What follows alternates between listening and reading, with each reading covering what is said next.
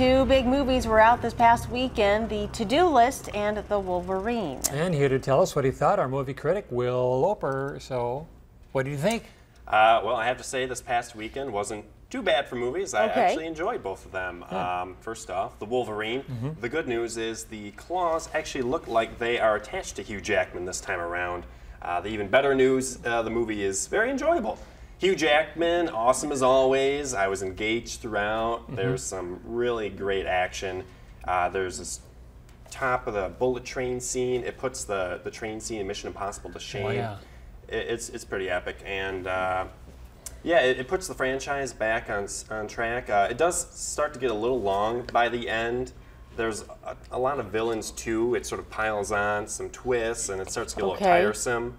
But I still recommend it a lot. And if I had to rate it, what would you? Is the theme that he wants to be human or mortal or something? Well, the thing is, like, he's pretty much indestructible, and so there's this guy who offers him the chance to be mortal, and so it's great because what do you do with a character who's immortal? Yeah. And so he starts to feel pain, starts to get injured because he has so they did a great job. You start to worry for Wolverine. All right, so what did you give this? 3.5 mutton chops out of 5. Not many men can pull off the mutton chops well. President Martin Van Buren did. Hugh Jackman does it even better. So it's the modern day mutton chop. It is, it is. I'm thinking of growing out some myself. Yeah, okay.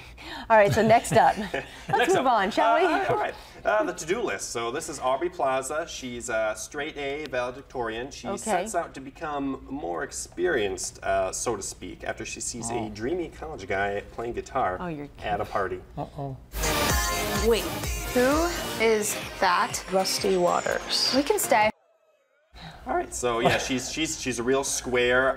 She's a virgin, and she sets out this wide range of activities she wants to take part in, from French kissing to more risque activities. I like this movie. Didn't love it. You know, I thought it could have been a lot funnier. I wasn't laughing as much as I wanted to be. But still very entertaining. Definitely for more mature audiences. It has an R rating. Although I felt like at times it was pulling some punches. I really wanted to own the R rating, be even more raunchy.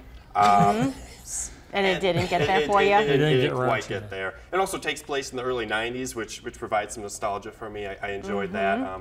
There's a part where they have to turn the TV to channel 3 in order to get VCR to show up. I remember doing that so often as a kid. So, what did you give this? I gave it 3 VCRs out of 5.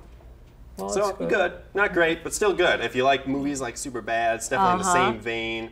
Lots of sexual material though as well. Okay, his name was Rusty Waters? Rusty Waters, yeah. Of course. You play an acoustic guitar, you're in, I think. Okay, so entertaining. Entertaining, yep. Wow, I think this is the first time we've had you on where you actually reasonably enjoyed both movies. So very good. Came out, yeah, they did it this week. All right, so what's up for next week? Oh, next week, The Wait is Over. The Smurfs 2. And 2 Guns with Mark Wahlberg and Denzel Washington. Wow. So Okay. I may only be looking forward to one of those. All right, I have a guess of which one that'll be, but mom's the word. All right, thank you.